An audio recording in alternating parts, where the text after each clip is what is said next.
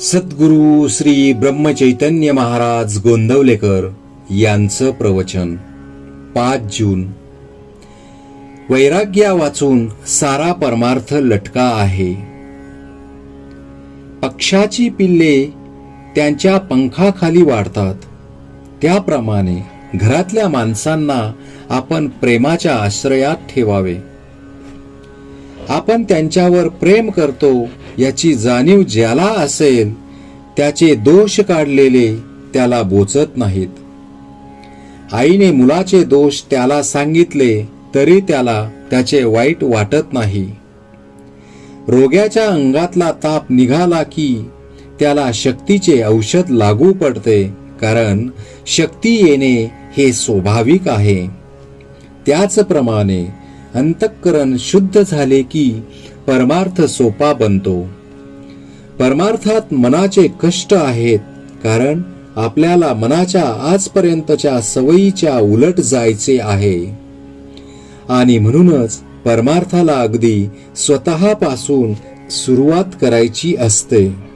आतमध्ये भगवंताचे अनुसंधान ठेवून बाहेरून वृत्ती आवरण्याचा जो प्रयत्न करील त्याला परमार्थाचा अनुभव फार लवकर येईल. आपण आपले मन भगवंताच्या अनुसंधानात मोठ्या काळजीपूर्वक ठेवले असताना त्याच्यावर आघात करायला विषय अगदी टपलेला असतो.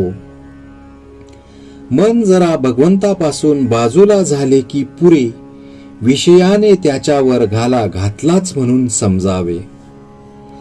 साधकाने रात्रंदिवस अगदी डोळ्यात तेल घालून जपले पाहिजे. म्हणून परमार्थ म्हणजे अखंड सावधानता होय. प्रपंच आणि परमार्थ वेगळा नाही. प्रपंच अनासक्तीने आणि आनंदाने करणे हाच परमार्थ. परमार्थाच्या आड काय येते?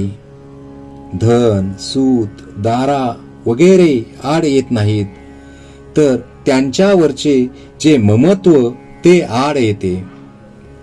वस्तूवर आसक्ती न ठेवणे हे वैराग्यच आहे आणि वस्तूच नसणे हे वैराग्य नव्हे.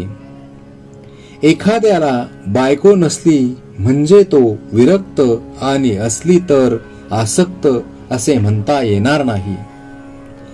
बायको असून लंपट नसेल तो विरक्त आहे. ते परमात्म्यानेच दिले आहे आणि ते त्याचे आहे असे मानून आनंदाने राहणे हे वैराग्य होय. या भावनेत राहून जो इंद्रियांच्या नादी लागत नाही तो वैरागी.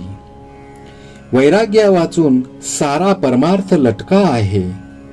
कोणतीही गोष्ट अभ्यासानेच साध्य होत असते.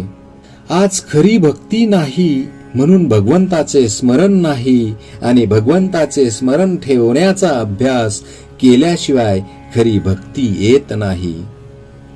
शहाण्या माणसाने उगीच विकल्प न लढविता भगवंताचे स्मरण ठेवायला आरंभ करावा.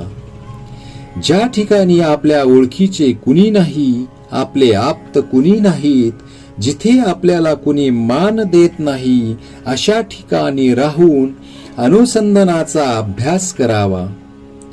जिथे कुणी आपल्याला ओळखीचे नाही असे स्थान आपल्या अभ्यासाला फार चांगले असते. बाह्यांगाने करावी प्रपंचाची संगती, चित्ती असावा एक रघुपती. श्रीराम जय राम जय जय राम.